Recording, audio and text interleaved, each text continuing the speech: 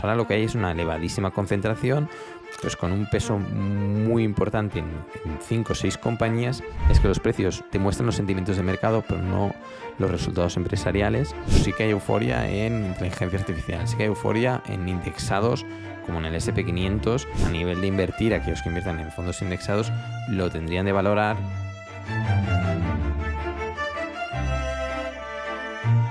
Hola a todos, bienvenidos a este nuevo podcast de oportunidadesenbolsa.com y hoy vamos a hablar sobre la concentración del top 10 de los componentes del S&P 500, ya que están superando de forma muy clara a la burbuja.com. Vamos a ver si estamos en un momento de burbuja, qué riesgos tiene esta concentración y si estamos en un momento en el que hay que salir del mercado o hay oportunidades en el mercado de acciones. Así que empezamos con este nuevo podcast. Quédense hasta el final, ya que al final vamos a hablar de posibles oportunidades que hay en este mercado de acciones, si las hay. Empezamos viendo un gráfico facilitado por State Street, en el que podemos ver la evolución de la concentración de las acciones que componen el S&P 500. Recuerden que el S&P 500 es un índice que está ponderado el peso de las compañías por capitalización bursátil, con lo cual las compañías con mayor capitalización bursátil tienden a tener mayor peso que las que tienen menor capitalización bursátil. Y a medida que va incrementando la capitalización bursátil de una compañía, pues va subiendo el peso en el índice. Pues bien, en la burbuja.com, las top 10 llegaron a una concentración del 26%, de media esta concentración es del 21%, y desde 2020 este S&P 500 ha ido superando esta concentración y ahora mismo en 2024 estamos en máximos históricos, superando el 31% el top 10 de la concentración del mercado. Y es más, ahora mismo la concentración únicamente de las 6 mayores compañías que componen el S&P 500, Microsoft, Apple, Nvidia, Amazon, Meta y Alphabet, sumando las acciones de clase A y las de clase C, únicamente estas 6 ya llegan al 29,5% de la concentración del S&P 500, con lo cual concentración muy importante y que si miramos la historia, pues bueno, la última referencia que tenemos es que tras este periodo de elevada concentración estalló la burbuja.com, ¿no? Con lo cual hay que estudiar un poco las cosas, vamos a ver cuál es la situación actual y si estamos en los mismos riesgos que ante la burbuja.com. Hay que tener en cuenta que hay varias compañías como Nvidia que se ha visto claramente inflada los precios como consecuencia de las elevadísimas expectativas que hay frente a la inteligencia artificial. Pero vamos a ver más datos, ya que este estudio de State Street nos da muchos más datos interesantes y entre otros nos explica que la concentración en sectores también está en máximo. Es decir, ahora mismo hay 2 sectores principales, el de la tecnología de la información y de los servicios de comunicación, que representan el 25% de la captación del mercado del índice S&P 500. Este récord supera el nivel del 20% de los sectores principales durante la época de la burbuja.com, otra vez. Y de media, pues había en el top 10 unas 6 sectores en el top 10 del S&P 500, con lo cual volvemos a tener una concentración como consecuencia, no únicamente de que hayan 10 compañías que tengan un peso muy elevado en todo el índice, sino que además, a nivel sectorial, el S&P 500 se ha quedado concentrado principalmente en peso en 2 sectores, ¿no? El sector de la tecnología de información y de los servicios de comunicación. Hecho, pues, que es remarcable a la hora de decidir invertir en S&P 500 actualmente, ya que no estás diversificando tanto la cartera como te imaginas, ¿no? Y vamos a ver más datos. Otro dato también interesante que nos facilita, nos dice, el rendimiento promedio de las 10 principales en 2023 fue del 85,6% frente al 16% de los otros 490 componentes. Como resultado, los 10 principales impulsaron el 63% de la rentabilidad total del índice de S&P 500 en 2023. Y esto de hecho también es un récord histórico, ya que en 1999, que hubo este periodo de concentración tan elevado, este top 10 contribuyó en el 43%. De media, lo normal es que las 10 principales contribuyan en un 24%. Con lo cual, fíjense la importancia o el peso que han sumado este top 10 en la rentabilidad del S&P 500. Y esto, ¿qué riesgo supone? Realmente es un riesgo importante. Hay que tener en cuenta que Mark Cuban, quien vendió Broadcast por más de 5.000 millones a Yahoo en 1999, no considera que estemos en un momento de burbuja.com, porque, como por ejemplo dijo en la revista Fortune, no hay un buen mercado de empresas que están saliendo a bolsa, ni en el mercados privados, pues muchas startups tampoco están encontrando financiación. Es decir, que no estamos en un momento de euforia. En los momentos de euforia de mercado, pues hay muchas más salidas a bolsa. Ahora mismo más o menos la mitad de salidas a bolsa de las que habían en 2020-2021. Y con lo cual no considera que estemos en un momento de euforia, burbuja, como la burbuja.com. Pero sí que él cree que si hay algún riesgo en el mercado es este riesgo de concentración de la cartera. El estudio de State Street dice que ellos estadísticamente nos proponen este gráfico que ahora vamos a comentar, no consideran que hayan riesgos. Pero nosotros lo hemos analizado un poco más, este gráfico, que es muy interesante, y sí que se pueden deducir ciertas cosas, ¿no? Este gráfico, todos estos puntos, pues hay unos puntos oscuros. Para los que nos estén escuchando y no estén viendo el podcast en formato de vídeo, pues les explicamos. Es un gráfico que en la parte vertical se ve pues la rentabilidad futura de a 12 meses vista y a 6 meses vista, con los puntos azul oscuro o color turquesa con la de 6 meses, rentabilidades de los siguientes pues 6 y 12 meses del S&P 500, y en el eje horizontal pues nos muestra la concentración del mercado.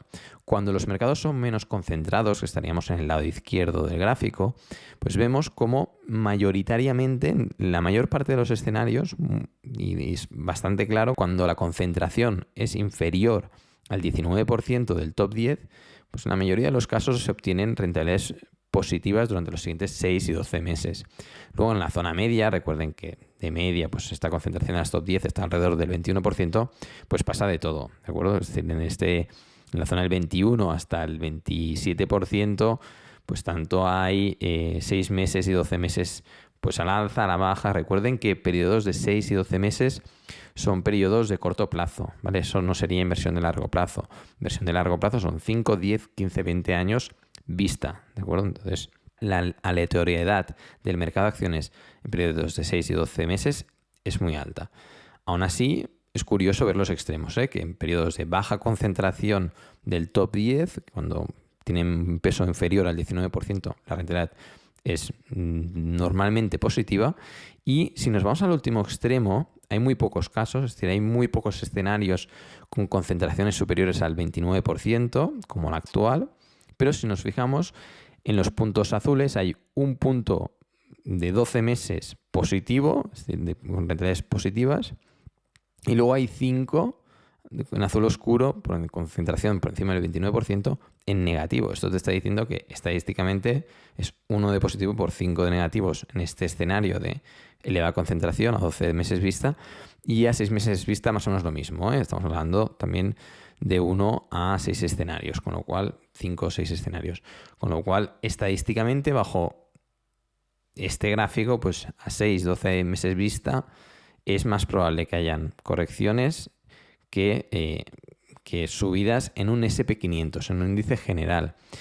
¿Qué te dice State Street? Bueno, pues que una opción para diversificar es que valores invertir en empresas de pequeña y mediana capitalización, ya que actualmente están generando rentabilidades inferiores al 8% anual los últimos años, frente a una media anualizada que supera al 11%, ¿no? Y estamos completamente de acuerdo.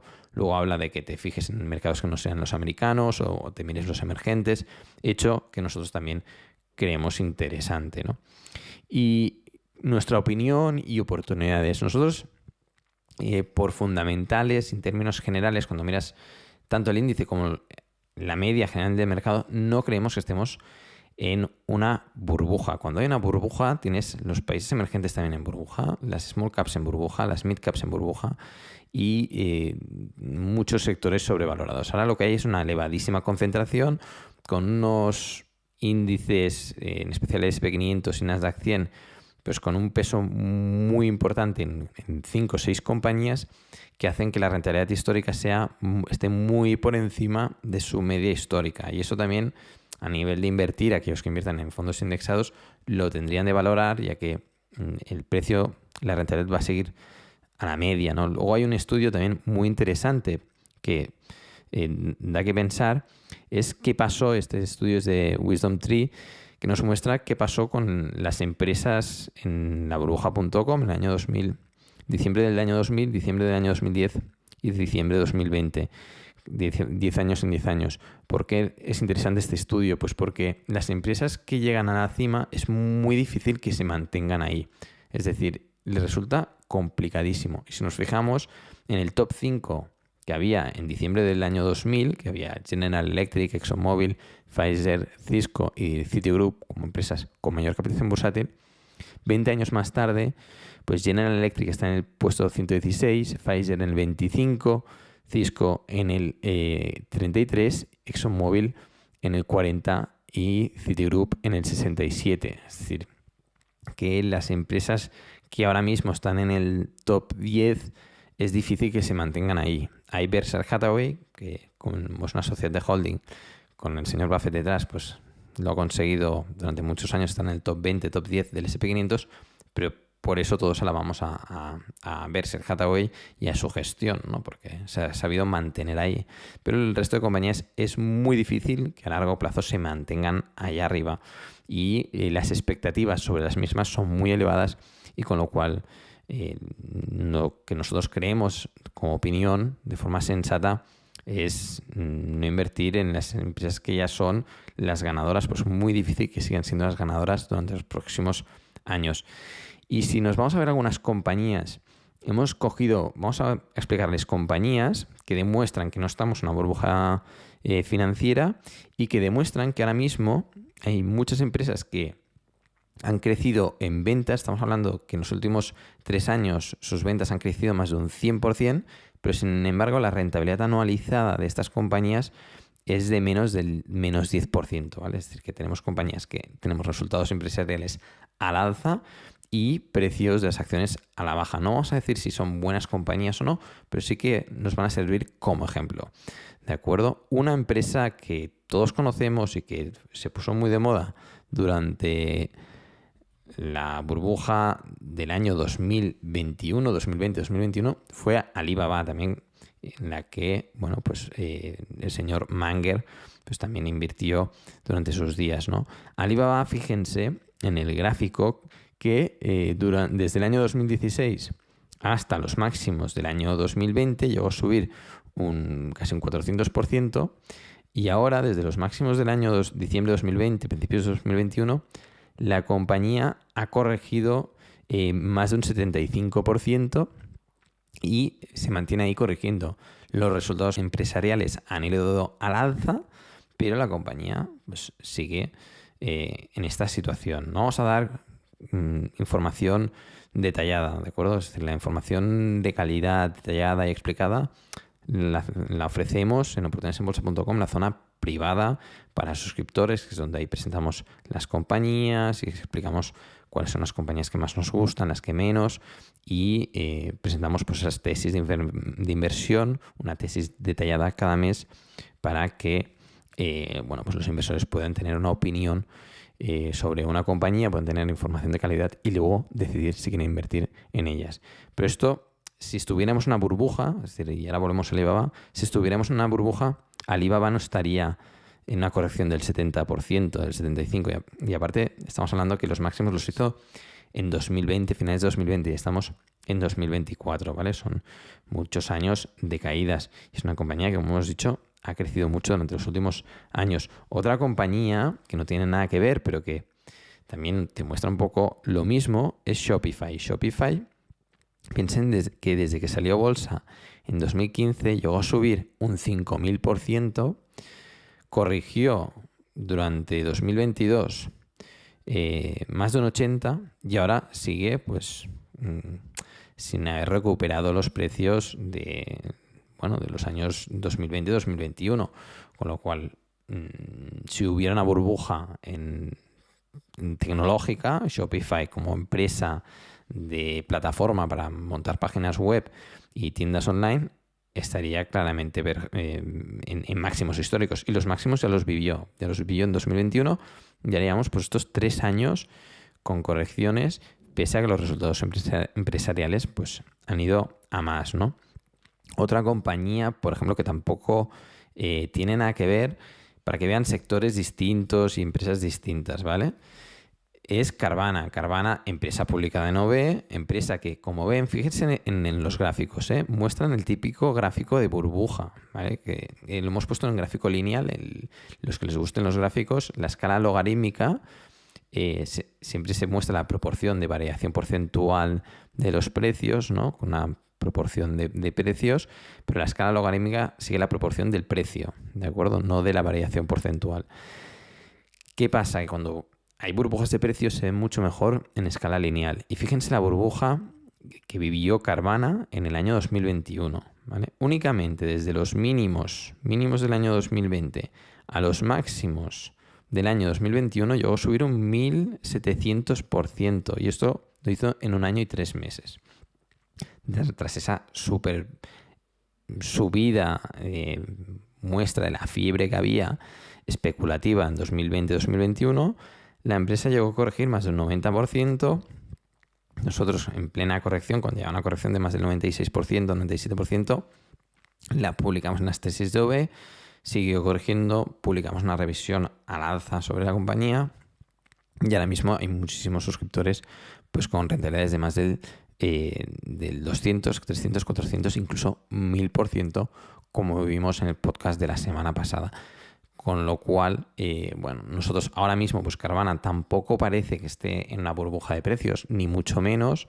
Está pues renovando esa tendencia alcista y con lo cual es una muestra más de que no estamos en burbuja de precios. Es decir, cuando estalló la burbuja.com era mucho más parecido a la situación que estamos viendo en 2020-2021, en el que había euforia en el mercado, en el que no dejaban de salir empresas a cotizar a bolsa, en el que los tipos de interés estaban muy bajos y todo se financiaba de cualquier manera, en el que cualquier PowerPoint bien presentado y con una buena presentación persuasiva por parte de los fundadores de las compañías enseguida encontraban financiación de las Venture Capital. Y ahora mismo esta situación es muy distinta. Es decir, el mercado está mucho más seco, se está empezando a reactivar, pero ni hay salidas a bolsa, ni hay financiación para startups así con un PowerPoint, ni hay en empresas excelentes que están creciendo muchísimo.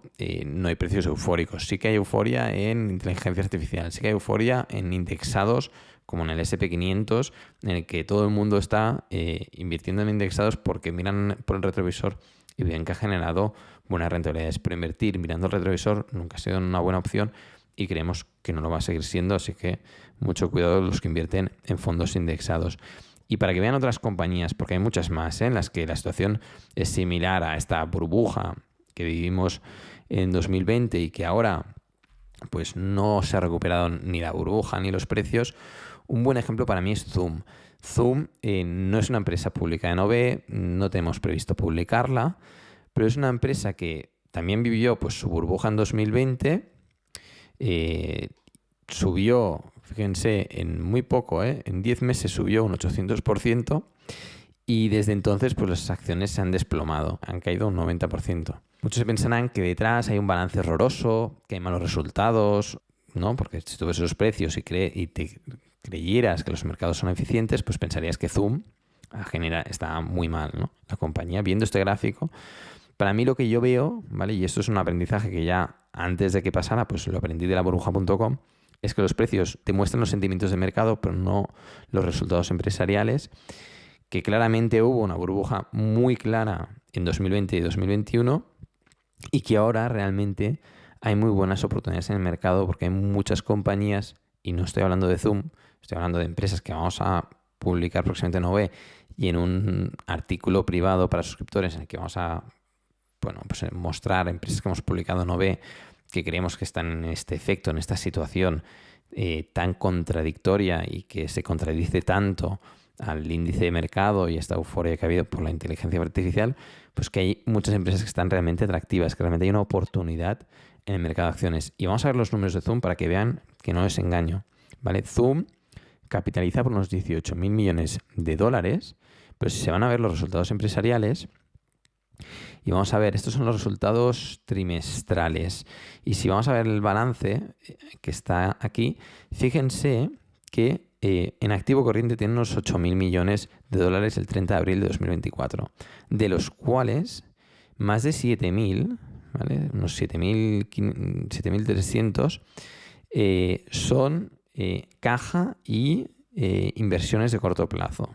De los 10.000 millones de capitalización bursátil, ¿vale? Prácticamente más de 7.000 están en caja, equivalentes a inversiones de corto plazo. Con lo cual, si tú compraras toda la compañía, tú te gastarías 18.000 millones y ya recuperarías en la caja de la empresa que has comprado, tendrías ahí disponibles en caja cerca de 7.500 millones. Con lo cual, de esos 18.000 ya te quedan 10.500 que aún no has recuperado o que no los tienes disponibles.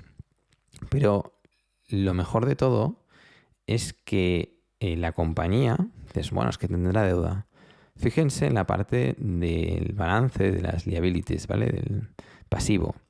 No tiene deuda. No tiene deuda de largo plazo. Cero deuda de largo plazo. Esto Zoom, esta empresa que hemos visto con este desplome del 90% y que parece que no haya final en las caídas de Zoom, pues está en esta situación sin deuda y del pasivo tienen una parte que se llaman deferred revenues, que son ingresos diferidos porque son suscripciones, por ejemplo, anuales, pues están dependiente de servicio.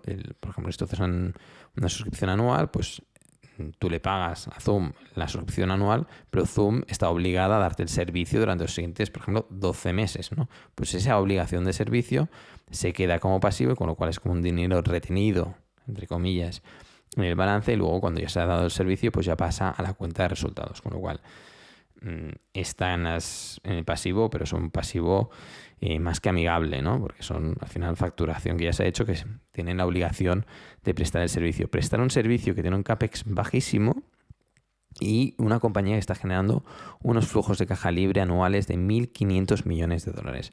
Con 1.500 millones de dólares de flujos de caja libre, si tú compras la compañía en la totalidad, en unos 7 años hubieras recuperado esos 10.000 que te faltaban por recuperar de toda la inversión. Es decir, tú coges Zoom, la compras por completo y consigues que estos resultados se mantengan, ya no que crezcan, sino que se mantengan. En 7 años tú recuperas todo el dinero invertido y tienes la compañía que no te ha costado nada, ¿no? Y esa es la situación en la que está Zoom, que no es una empresa que ya os avisamos, no la vamos a publicar en OV, ya que creemos que hay oportunidades que son mucho mejores, con mayor potencial de crecimiento que Zoom, ¿vale? Zoom tiene muchos competidores, aunque es una buena compañía, pero nosotros creemos que hay otras compañías que son mejores. Pero para que vean que actualmente, lejos del SP500, de los fondos indexados, de las empresas que están más de moda, hay muchas otras empresas en las que se puede invertir y puedes obtener retornos con mucho más potencial de rentabilidad, mucho más altos, y que tú como inversor vas a incurrir en menos riesgos, porque invertir en las empresas que están más de moda, que están más caras y en las que está invirtiendo todo el mundo, no creo que sea una buena idea, de verdad. Y bueno, lo dejamos aquí. Esperemos que les haya gustado este podcast. Recuerden en suscribirse al canal si les ha gustado. Si quieren recibir todas las novedades que publicamos en OV, pues suscríbanse al newsletter, van a oportunidadesenbolsa.com, al apartado de podcast, y en la parte superior dejan su correo electrónico y recibirán pues todas las novedades que vamos publicando en OV, tanto artículos públicos, artículos privados y algún correo electrónico en el que damos pues comentarios del mercado y sobre la inversión en general. Esto es todo, nos vemos hasta la próxima.